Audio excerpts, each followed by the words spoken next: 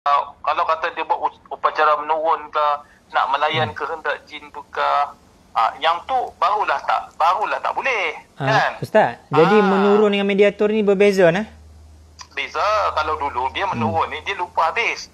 Okey. Dia lupa. Kemudian perlakuan dia pun, perlakuan jin, dia ikut dah jin tu cakap apa pun. Kan kalau dia minta macam kita tengok Ramli lah, kalau dia minta pulut kuning pun dia bagi, kan. Kalau dia minta kalau dia minta apa tu, apa-apa saja pun kita kena layan. Jadi melayan kehendak jin itu sebenarnya tidak boleh. Betul. Kan? Dia asal hukum dia begitu.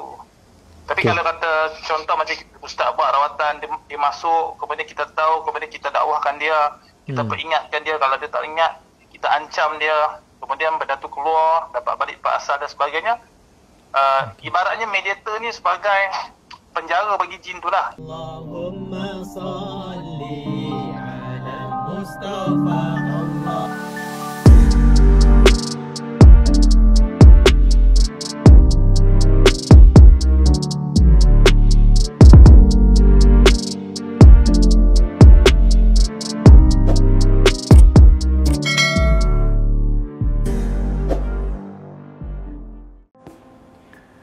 Okey, baik. Assalamualaikum warahmatullahi ta'ala wabarakatuh. Alhamdulillah ala kulli hal. Allahumma salli ala Sayyidina Muhammad Al-Fatih lima ughliq wal khatim lima sabak Nasirul haq bil haq wal hadi ila siratikal mustaqim wa ala alihi wa sahbihi haqqa qadrihi wa miqdaril azim. Okey, jadi Alhamdulillah, Allahumma salli ala Sayyidina Muhammad. Jadi malam ni Allah Subhanahu Wa Taala telah memberikan kita masa dan ruang untuk kita, Allahumma salli ala Sayyidina Muhammad, live untuk sharing ilmu lagi mengenai bicara-bicara mistik ataupun mengenai masalah gangguan-gangguan jin lah. Khususnya untuk kali ini Ustaz hadirkan mereka yang lebih pakar, sahabat Ustaz Tabib Ali. So sementara dia masuk, kita baca selawat tafrijah. Siapa yang boleh hafal lagi boleh hafal. Tunggu best kali ni Ustaz Tabib Ali ni juga akan ulaskan juga mengenai gangguan-gangguan, dan insya-Allah Ustaz akan share juga apa yang Ustaz nampak, apa yang Ustaz dapat behind the scene masa proses rawatan tu. Allahumma salli salatan kamilatan wa sallim salaman tamman ala sayyidina Muhammadin allazi tanhalu bihil uqadu wa tanfariju bihil kurabu wa tuqada bihil hawaiju wa tunalu bihi raghaibu wa husnul khawatimi wa yustasqal ghamamu biwajhil karim wa ala alihi wa sahbihi fi kulli lamhatin wa nafasin bi'adadin kulli ma'lumin lak. Sepatutnya naik. Sebab saya cuba invite tu tadi, diri saya sendiri tak boleh, ada bug, dia tak naik. Tak apalah Ustaz bagi kat sini lah boleh. Nanti kita buat kali kedua pula. Okey. Dah lama dah tunggu lah. Tak apa, 6K dah tunggu ni, insya-Allah tak apa. Okey. Baik Ustaz, jadi Alhamdulillah, Ustaz kenalkan sedikit diri Ustaz dekat viewer tengah menunggu Ustaz ni. Bismillah. Bismillahirrahmanirrahim. Assalamualaikum warahmatullahi wabarakatuh.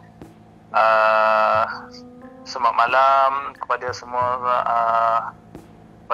Pulau Ustaz ataupun Pusat Rawatan Ali terus kan. Betul. Baik, saya sebenarnya bukanlah ustaz sangat sebenarnya. Saya sebenarnya saya ni dulu sekolah kemasan. Cumanya saya belajar sikit-sikit kan, belajar dengan berhadapan dengan guru-guru, dengan syekh-syekh di sekolah-sekolah pondok apa semua. Jadi pelan-pelan lah saya belajar fiqah, tasawuf apa semualah. Masuk perubatan Islam ni lah. So jadi banyak perubatan Islam ni saya belajar tu daripada memang orang yang betul-betul belajar lah dalam bidang perubatan ni. apa tu, sama ada orang tu memang seorang tabib, sama ada yang berbangsa Melayu ataupun berbangsa Cina ataupun berbangsa India pun ada juga.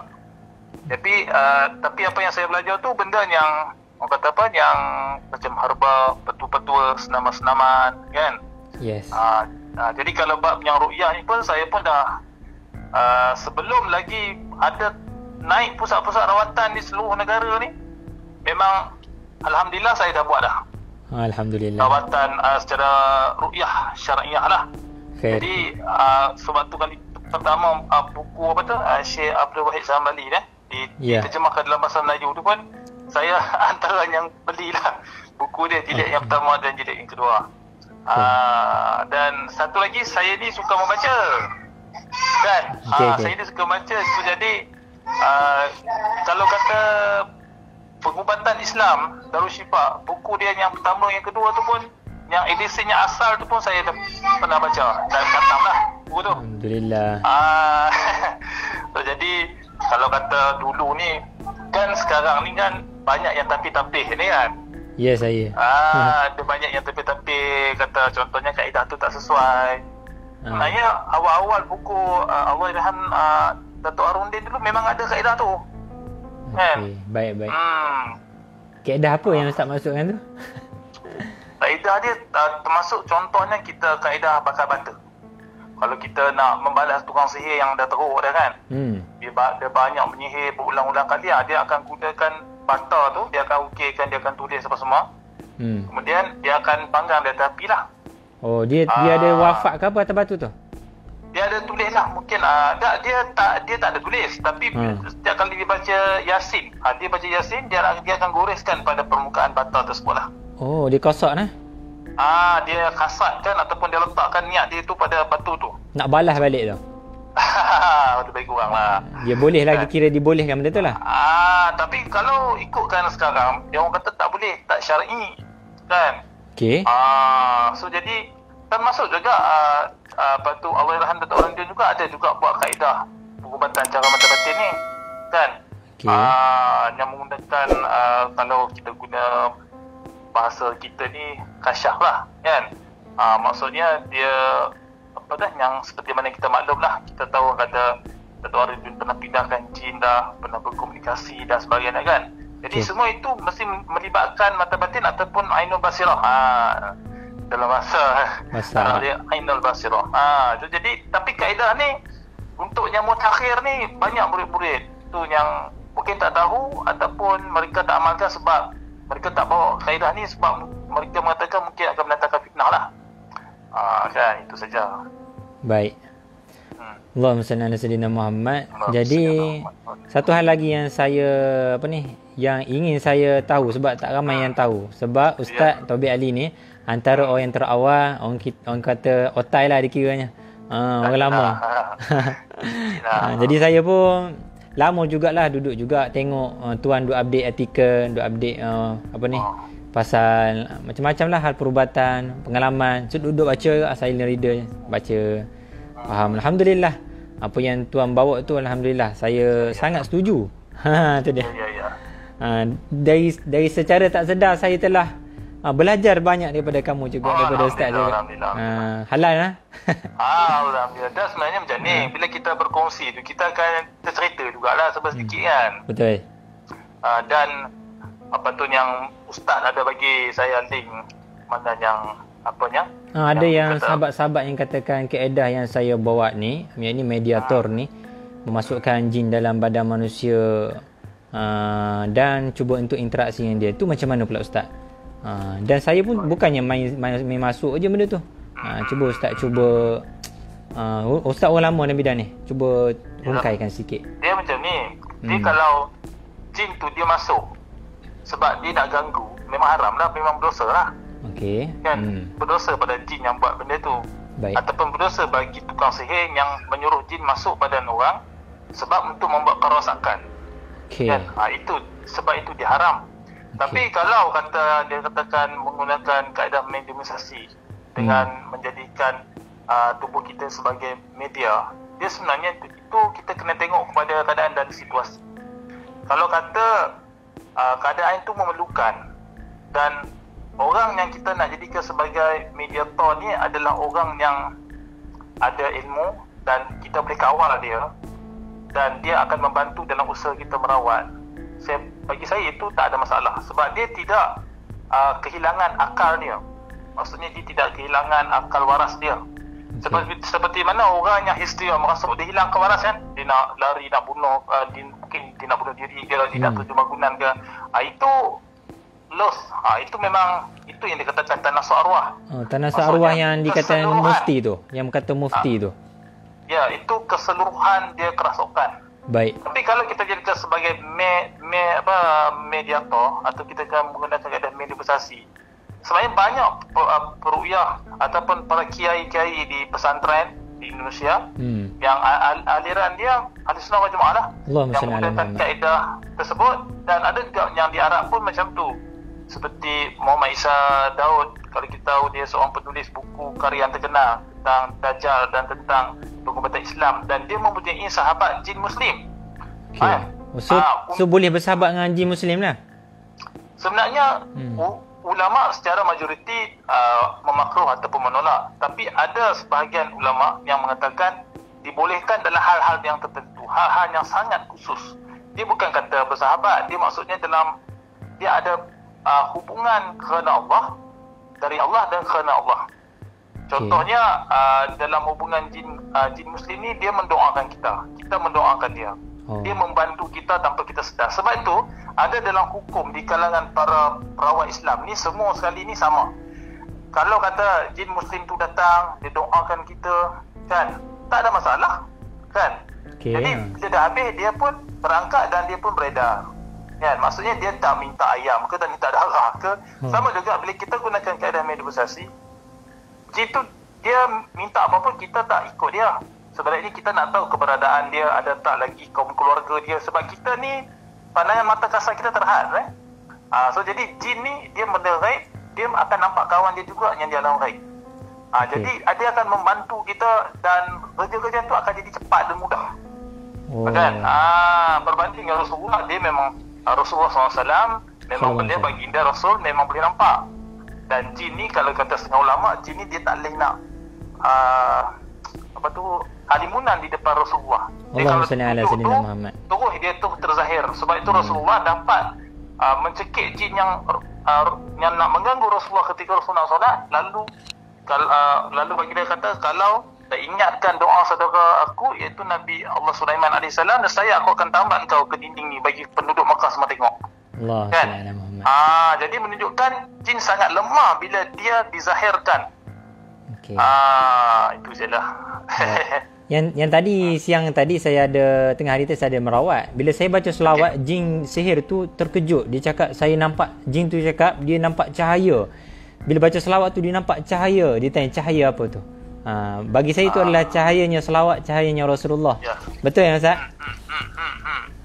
Dia itulah, bila kita selawat ke atas Nabi ni, Allah dan malaikat akan berselawat. Allahumma salli ala Muhammad. Kan? Allah juga akan mendoakan kita. Kan? Dia menjadi satu rahsia Allah lah. Bila kita selawat ni akan menghadirkan nur, ataupun dalam pengajian tasawufnya kita boleh katakan sebagai Nur Muhammad lah, kan. Maksudnya benda ni dia terlalu halus lah kalau kita nak bicarakan secara sekitar lalu. Tapi sebenarnya dengan selawat saja kita dapat merawat dan mengubati orang, itu tidak mustahil lah. Sebab selawat sendiri pun adalah sebahagian daripada ayat Quran, kan. Betul. Jadi selawat ni dikategorikan sebagai ayat ruqyah jugalah, betul tak? Ya, sebab ruqyah dari segi bahasa dia jampi, kan.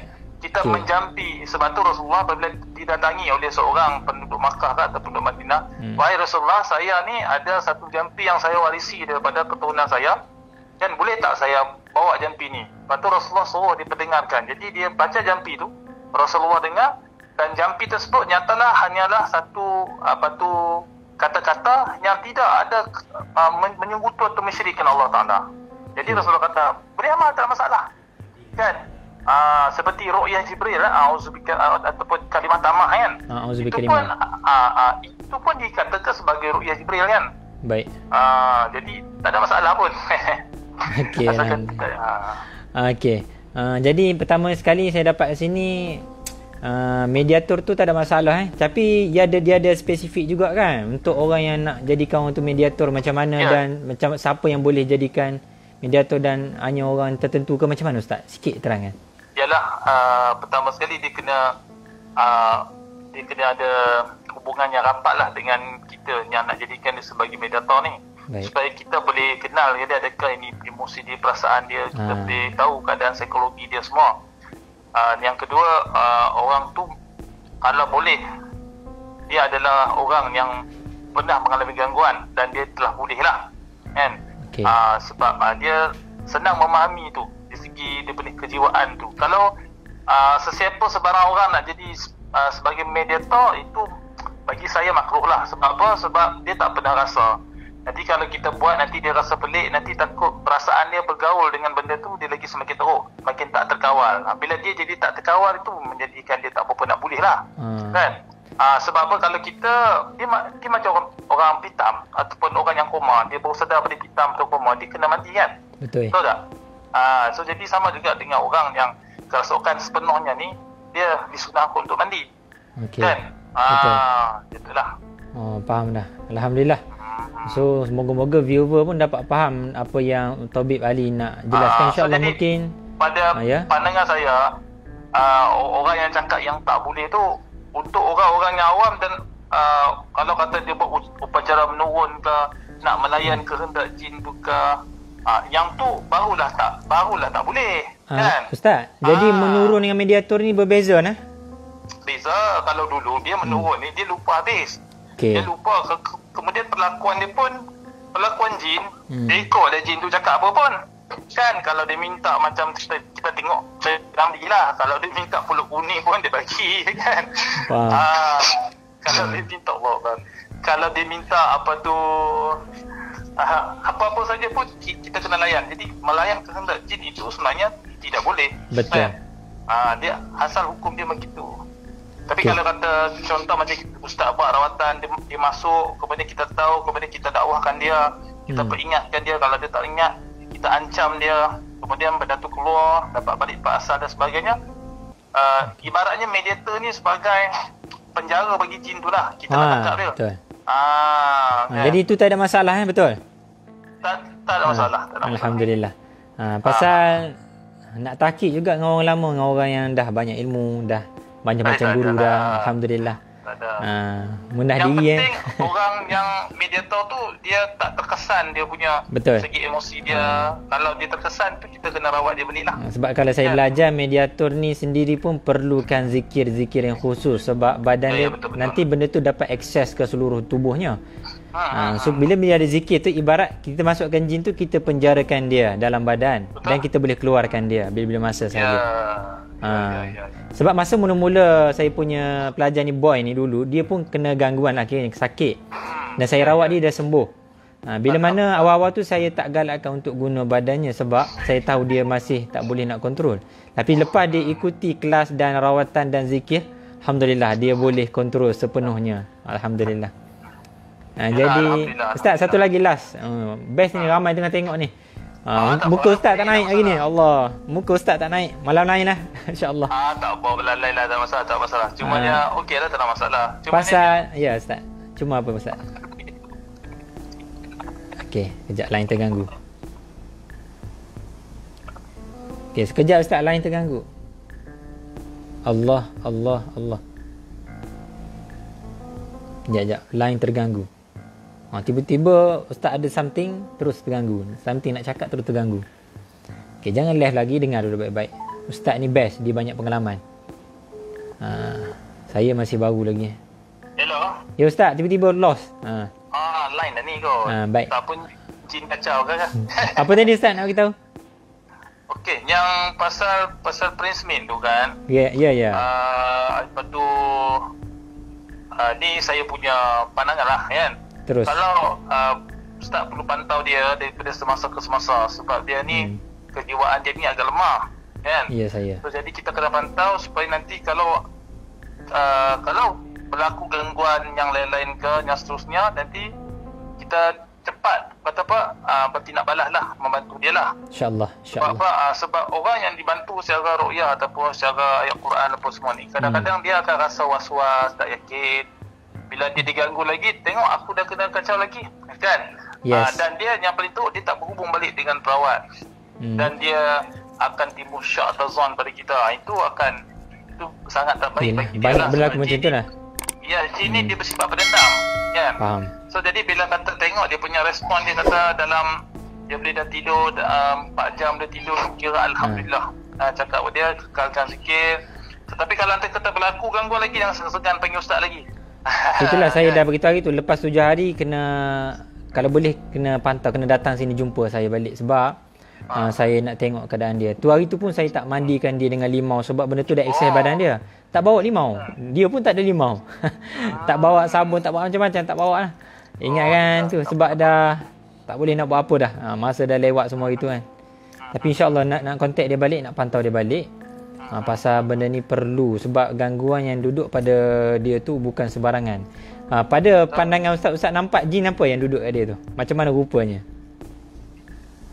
Boleh share sikit tak? Sebab tadi ramai yang beritahu nampak rupa ni semua.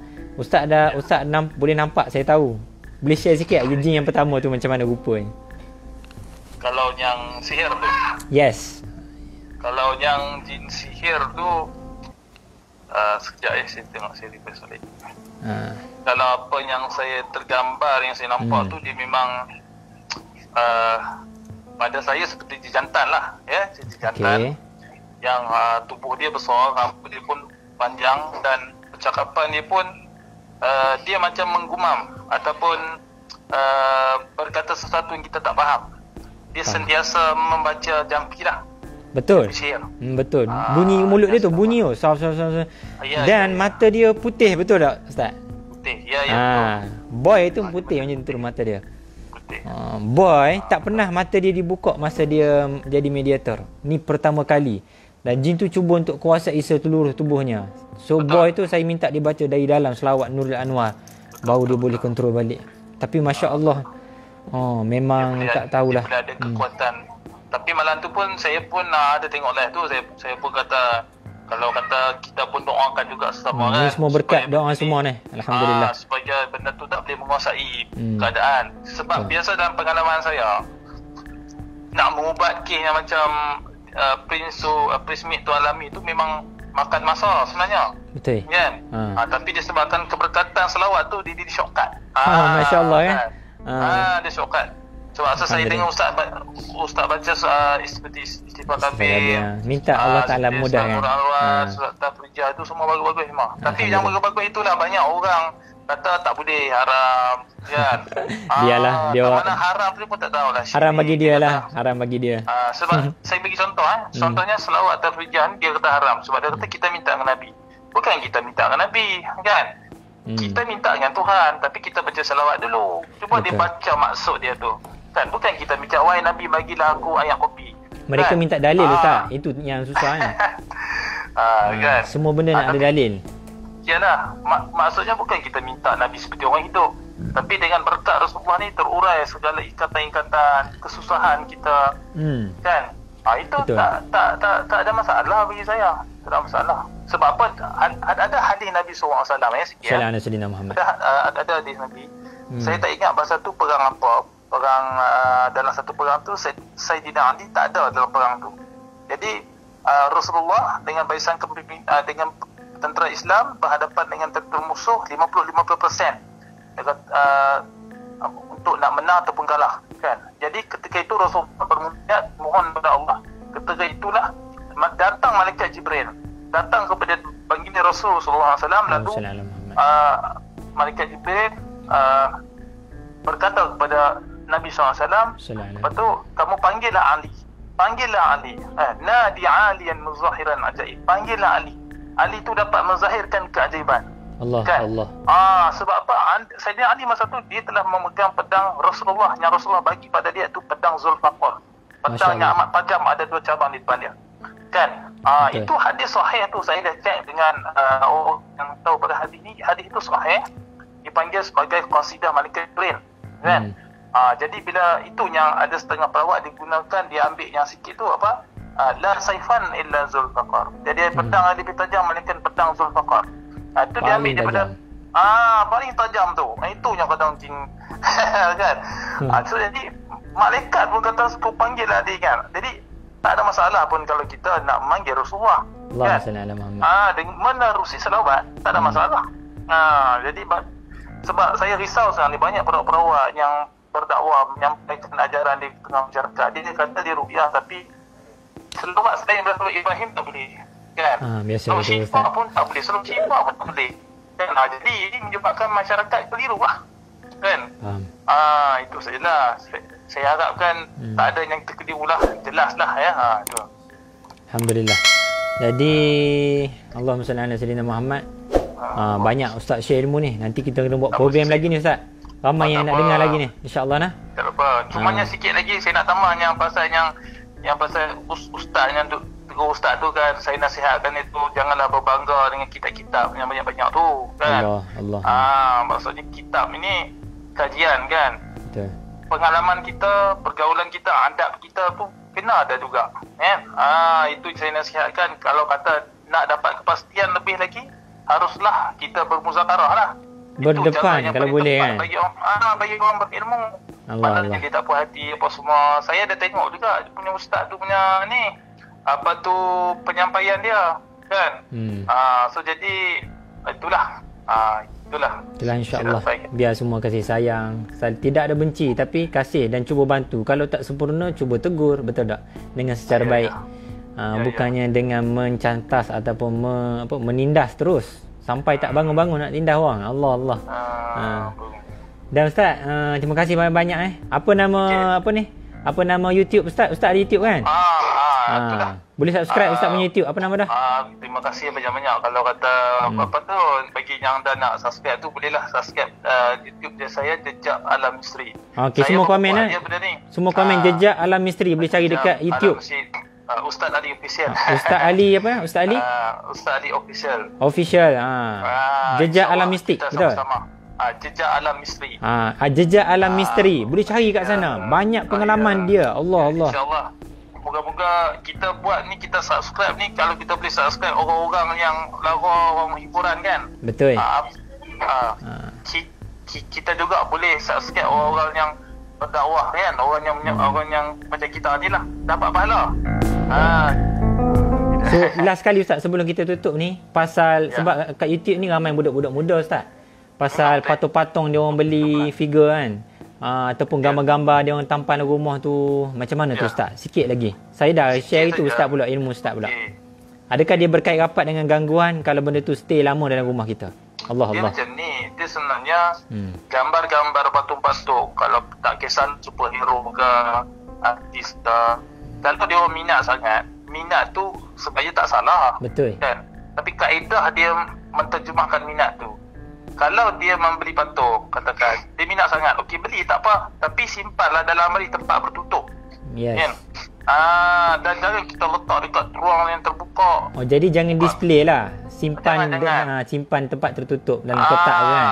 Gambar uduh-uduh, muka joker ke, muka badut ke, kan. Sebab memang jin pun kita memang ada muka macam badut juga kan. Betul. Kan kalau kita tengok kat tinggi-tinggi dia akan tertarik dengan benda-benda macam tu. Allah. So jadi kalau nak beli juga simpan dalam fail ke dalam tempat tertutup. Nak tengok buka, lepas tu tutup lah. Tapi saya eloknya tak payah buka langsung, tak payah beli langsung. Tak payah beli langsung ni. Allah. Kalau berminat dah terbeli kan, letak tempat yang tertutup. Jadi kalau orang tu ada gangguan Ustaz, kalau disimpan patung tu, maknanya jin tu boleh menumpang dalam patung tu ke Ustaz?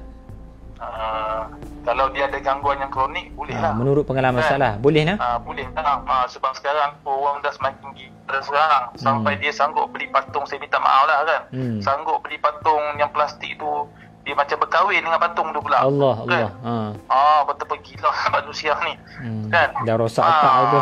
Itu syaitan jin boleh sampai tahap itulah, boleh menipu manusia lah. Kan? So jadi kalau boleh, hobi kita tu, kalau boleh jangan belilah benda-benda macam tu. Kan? Tapi kalau kereta tak ada masalah kan? Dia tak menyerupai, tak sempurna kereta boleh kan? Kereta tak apa. Kereta ke basikal ke tak apa. Dia jangan apa sempurna bentuk binatang, betul tak? Bentuk manusia. Tapi kalau yang patung apa ni? Patung macam patung kain tudung tu, patung nak jual baju, dia tak sempurna kan Ustaz? Boleh kan tu? Kalau macam mana? tak sempurna macam lakaran-lakaran dia tak apa. Dia macam tak ada tangan, kepala tak ada masalah kan? Tak ada masalah. Alhamdulillah. Yang penting kita tak mengagung ataupun kita memuliakan dia lah. Okey. Dengan perbuatan kita. Sebab ramai di luar sana duk beli Gundam kan, duk letak dalam frame-frame semua. Bahaya tu kan? Gundam. Yang robot Gundam tu. Tu sama jugalah kira kan? Sempurna sifat.